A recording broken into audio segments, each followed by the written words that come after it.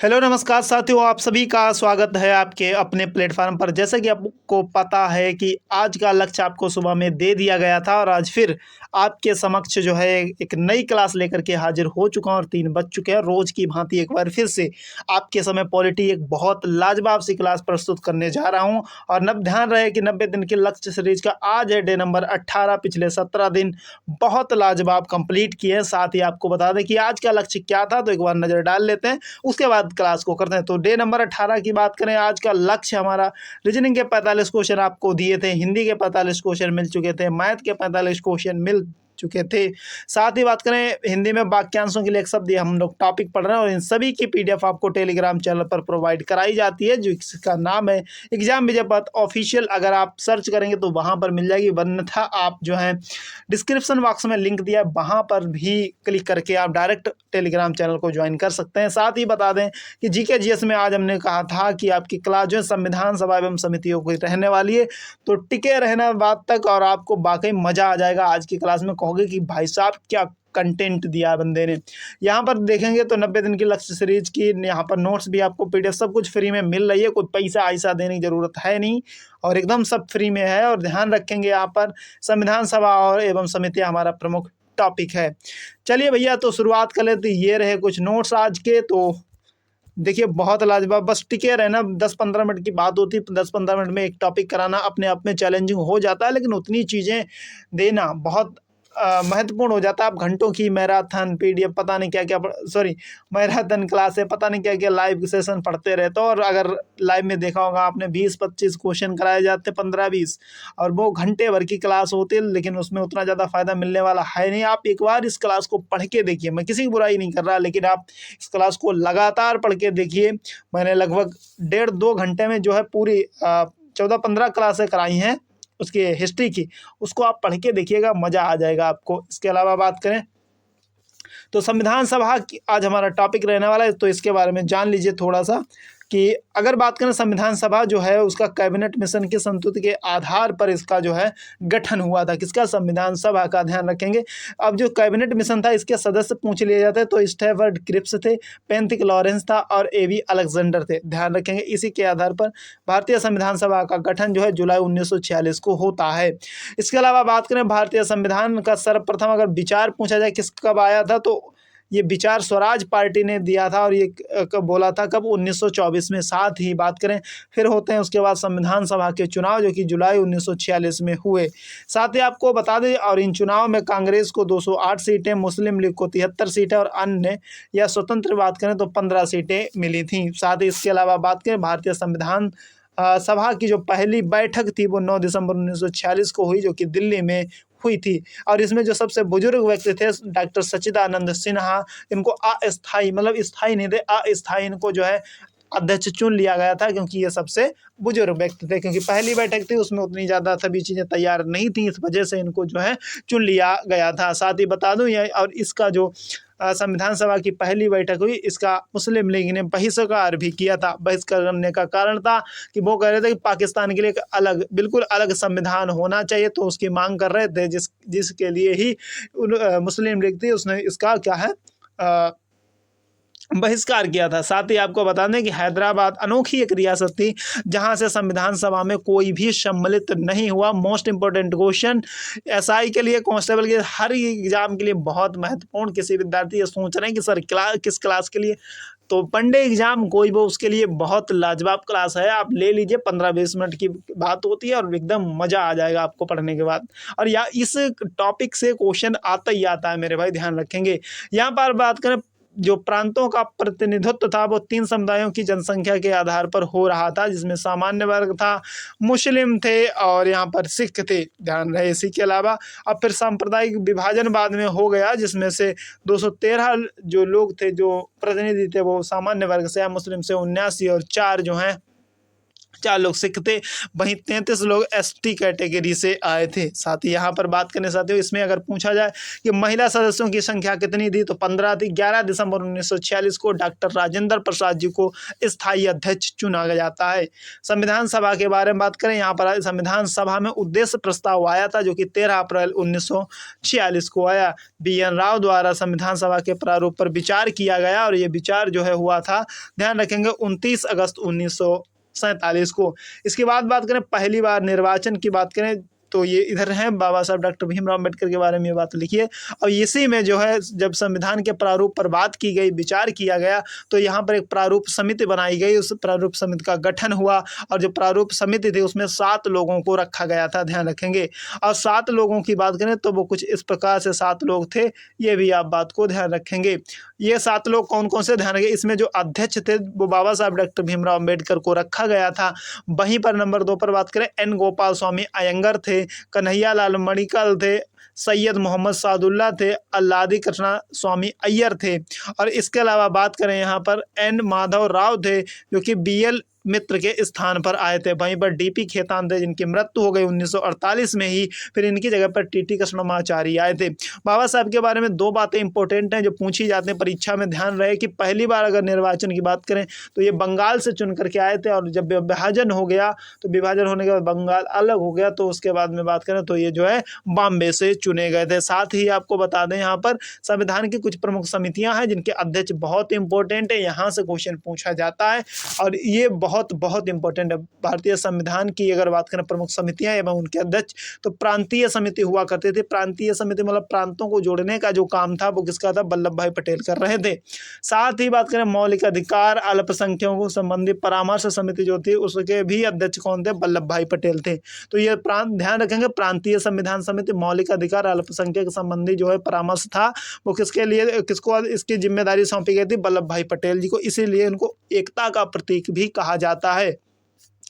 और ये इसके अलावा बात करें प्यारे साथियों, यहाँ पर ध्यान रखिए 2 समितियां थी, संघ शक्ति समिति और संघीय संविधान समिति। इसके पंडित जवाहरलाल नेहरू थे, ये भी आप ध्यान रखेंगे। संघ शक्ति और संघीय, देखिए संघ जहाँ पर लगा हो ध्यान रखिएगा, आप समझ सकते हैं संघ जहाँ पर लगा हो उसके पंडित जवाहरलाल नेहरू ही थे। संचालन समिति की बात की जाए और राष्ट्रीय ध्वज संबंधी बात की जाए, संचालन और राष्ट्रीय ध्वज, अब देखिए क्या करा जाएगा। अब जब ध्वज फहराया जाए, इसको ट्रिक है याद करने की, जब ध्वज फहराया जाएगा तभी तो संचालन होगा, है ना। तो ये ध्वज और संचालन का संबंध है, इसीलिए इसके कौन थे, राजेंद्र प्रसाद थे, क्योंकि वो अन्य चीज़ों के भी अध्यक्ष थे, इसीलिए इनको जो है इसके भी किसके संचालन और राष्ट्रीय ध्वज संबंधी समिति जो थी उसके कौन थे, अध्यक्ष थे डॉक्टर राजेंद्र प्रसाद। अगर प्रारूप समिति के पूछ लिया जाए तो बाबा साहब डॉक्टर भीमराव थे, ये भी बात इंपॉर्टेंट है। यहीं पर अब बात कर लेते हैं जो कैबिनेट मिशन 1945 के प्रस्ताव पर गठित अंतरिम मंत्रिमंडल बनाई गई थी जो कि 2 सितंबर 1946 को बनी थी, उसके बारे में विभाग किसके पास क्या था, यहाँ से भी क्वेश्चन पूछा जाता है, तो अति महत्वपूर्ण ध्यान रखेंगे। राष्ट्रमंडल विदेशी मामले कार्य परिषद के उपाध्यक्ष थे वो पंडित जवाहरलाल नेहरू थे। श्रम अगर बात करें, श्रम विभाग जो था वो जगजीवन राम को मिला था। रेलवे आसफ अली को, खाद्य एवं कृषि डॉक्टर राजेंद्र प्रसाद, और कार्य खान बंदरगाह CH भाभा। के अलावा यहाँ पर बात करें शिक्षा मंत्रालय जो दिया गया था वो श्री राजगोपालाचारी को दिया गया था। उद्योग की बात करें, उद्योग मामले जो थे वो जान मथाई को। रक्षा मंत्रालय जो था बलदेव सिंह को। गृह सूचना एवं प्रसारण मंत्रालय वल्लभ भाई पटेल को दिया गया था। ये जो थी ये मंत्रिमंडल कौन सी थी, ध्यान रखेंगे 1946 2 सितंबर को जो कि कैबिनेट मिशन 1945 के प्रस्ताव पर जो है गठित की गई थी उसकी बात कर रहे हैं। इसके अलावा बात करें स्वतंत्र भारत का जो प्रथम मंत्रिमंडल था उसमें ध्यान रखेंगे प्रधानमंत्री, राष्ट्रमंडल तथा विदेशी मामले, वैज्ञानिक शोध, ये सब किसको दिए गए थे, जवाहरलाल नेहरू को दिए गए। इसके अलावा बात करें गृह मंत्रालय जो था, राज्यों के मामले, सूचना व प्रसारण मंत्रालय जो थे वो यहाँ पर वल्लभ भाई पटेल को दिए गए थे। इसके अलावा बात करें शिक्षा मंत्रालय जो था, ध्यान रखेंगे शिक्षा मंत्रालय जो था अब्दुल कलाम आज़ाद, ये APJ अब्दुल कलाम वाले नहीं है, ध्यान रखना आप, ये अब्दुल कलाम आज़ाद दूसरे थे शिक्षा मंत्री उस टाइम के, नहीं आप कंफ्यूज हो जाओ। इसके अलावा बात करें परिवहन एवं रेलवे मंत्रालय डॉक्टर जॉन मथाई को दिया गया। विधि मंत्रालय, विधि कानून मंत्री या विधि मंत्री एक ही होता है, कंफ्यूज मत होना, ठीक है। तो ये बाबा साहब डॉक्टर भीमराव अम्बेडकर को दिया गया था। खाद्य एवं कृषि मंत्रालय डॉक्टर राजेंद्र प्रसाद, रक्षा मंत्रालय बलदेव सिंह और श्रम मंत्री की बात करें तो जगजीवन राम थे, ये भी आप ध्यान रखेंगे। स्वास्थ्य मंत्रालय की बात करें तो राजकुमारी अमृत कौर थी और वाणिज्य विभाग की बात करें तो CH भाभा थे। अब संविधान के वाचन से संबंधित प्रश्न आपसे पूछा जाता है कि संविधान का जो वाचन हुआ है वो कितनी बार हुआ है? मेरे भाई 3 बार हुआ है। क्यों हुआ था? तो इस चीज़ के बारे में आपको बता दूं कि देखिए संविधान का वाचन 3 बार इसलिए किया गया कि पहली बात तो गलतियां ना हो, दूसरी चीज़ जो थी सबसे महत्वपूर्ण बात ये थी कि कोई भी ऐसा तबका नहीं रहना चाहिए जिसके हक अधिकारों की बात इसमें ना हो। और इसमें ये बात कही भी संविधान सभा द्वारा ये बात कही भी गई थी कि अगर कोई व्यक्ति है और उसे लगता है कि हमारे अधिकार नहीं इसमें दिए गए या हमारे अधिकार छीने गए हैं या हमारे अधिकारों के साथ खिलवाड़ किया जा रहा है तो तत्काल आकर के वो उसमें जो है बता सकता था, कह सकता था कि हाँ हमें ये अधिकार मिलने चाहिए। तो वो अपनी मांग भी कर सकता था और उसके अगर किसी की भी बात नहीं की जा सकती थी तो वो अपनी बात वो भी रख सकता था। तो इसलिए 3 बार जो है वाचन हुआ संविधान का। और पहला पूछा जाता प्रथम वाचन 4 नवंबर से 9 नवंबर 1948 को, लगभग 5 दिन ये चला था। ध्यान रखें ये 5 दिन चला। सबसे अगर पूछा जाए कि सबसे बड़ा जो है वाचन कौन सा था तो दूसरा वाचन चला है भैया, ध्यान रखेंगे 15 नवंबर 1948 से और 17 अक्टूबर, लगभग अगर हम बात करें तो 10 महीने 2 दिन चला है मेरे भाई साहब। 10 महीने 2 दिन, 10 महीने 2 दिन, ध्यान रखिएगा। 10 महीने 2 दिन का 11 महीने 2 दिन, सॉरी वो गलत लिख गया था ना, वो लिखा सही था, बोल गलत दिया। 11 महीने 2 दिन। देखिए नवंबर अक्टूबर से अक्टूबर 1 महीना हो गया है ना। तो इस तरीके से जो है अक्टूबर फिर नवंबर आ जाता तो ये पूरा अक्टूबर नवंबर पूरा 1 साल हो जाता। लगभग 11 महीना जो है इसका दूसरे वाले का वाचन हुआ, ये भी ध्यान रखेंगे। इसमें ये बात कही गई कि हाँ भैया किसी का हक अधिकार छूट रहे हैं तो वो आकर के हमें बता सकता है।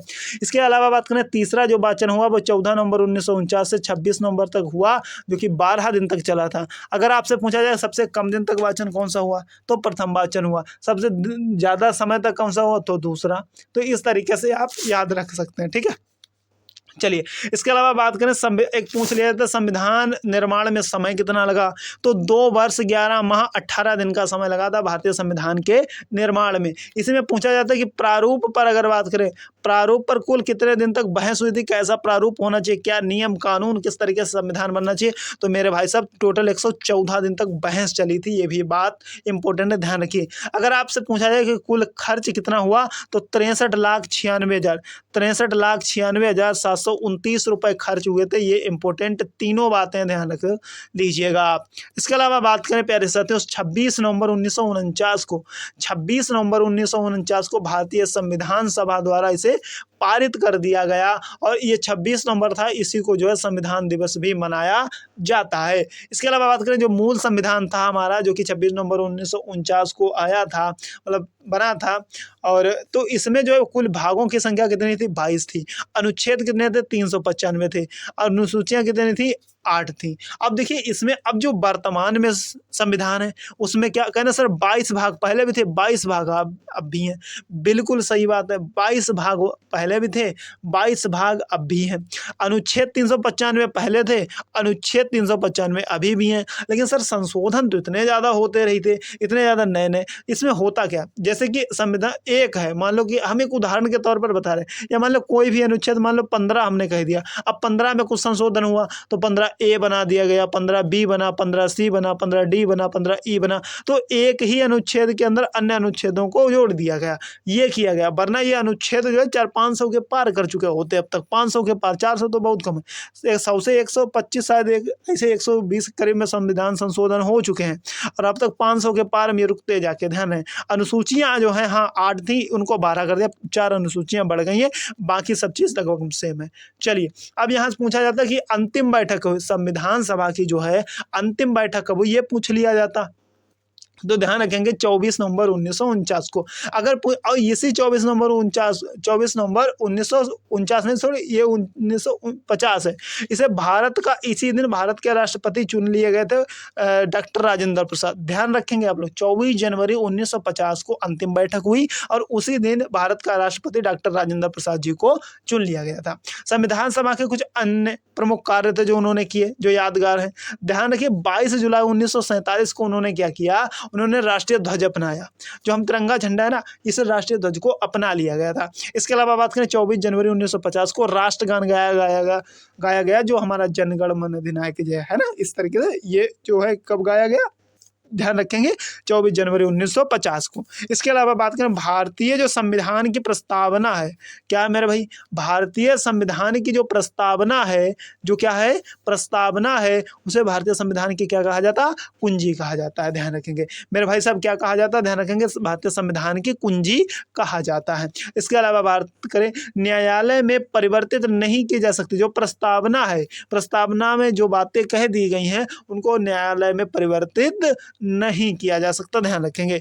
इसके अलावा चलिए बात करें, अब भारतीय संविधान की प्रस्तावना में कुछ अति महत्वपूर्ण बातें, एक होती महत्वपूर्ण, एक अति महत्वपूर्ण बातें, ये लल्लन टॉप वाली, ध्यान रखेंगे। 5 प्रकार की स्वतंत्रता की बात की गई। आपसे पूछा जा सकता है कि भारतीय संविधान की जो प्रस्तावना है उसमें कितने प्रकार की स्वतंत्रता की बात की गई है, तो ध्यान रखेंगे कितने तरीके की गई, 5 तरीके की। कौन कौन सी, किसी को भी विचार या विचार की जो है स्वतंत्रता है, कैसा भी अपना विचार कर सकता है। अभिव्यक्ति की, उसको बोलने का अधिकार है, वो किस चीज पर विश्वास करे वो उसकी इच्छा है, उसकी स्वतंत्रता। वो कौन से धर्म को मानेगा, वो उसकी स्वतंत्रता है। वो कौन से भगवान की पूजा करेगा, अर्चना करेगा, भगवान को मानेगा या नहीं मानेगा, वो उसकी व्यक्तिगत इच्छा है। तो इस पर कोई भी व्यक्ति जो है रोक नहीं लगा सकता। तो इतने 5 प्रकार की स्वतंत्रता की बात की गई है।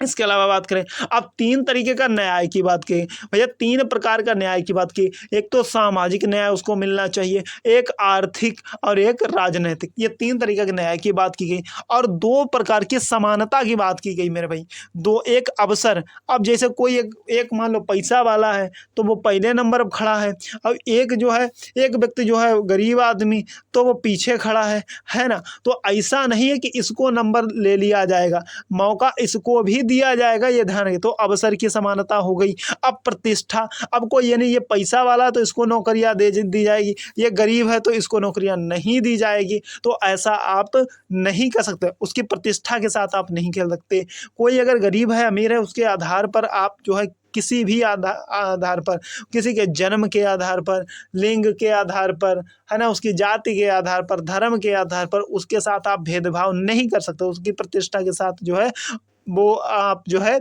ये नहीं कह सकते कि नहीं ये ऊंचा है, ये नीचा है।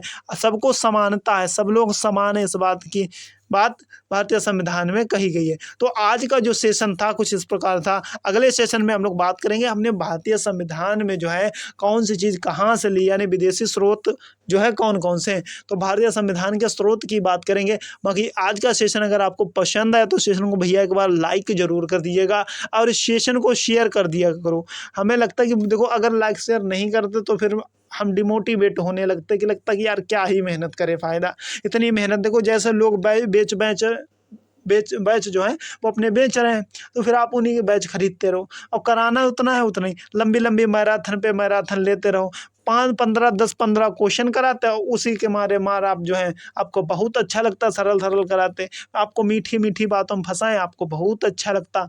लेकिन अगर आपको कोई कंटेंट दे रहा है उस चीज़ को आप नहीं समझते हो। और हाँ, अगर आपको लगता है कि हाँ चैनल को जो है आप काम का है, हमारा कुछ काम आ सकता है, तो सब्सक्राइब कर सकते हैं। बाकी जोर दबाव प्रभाव पर कुछ भी नहीं है, आपकी इच्छा हो तो कर लीजिएगा, बाकी आपकी इच्छा, ठीक है। और अगर आपको सेशन पसंद आए तो लाइक शेयर सब्सक्राइब जरूर करिएगा। मिलेंगे फिर सुबह 6 बजे एक नए लक्ष्य के साथ। जब तक के लिए आप सभी को जय हिंद।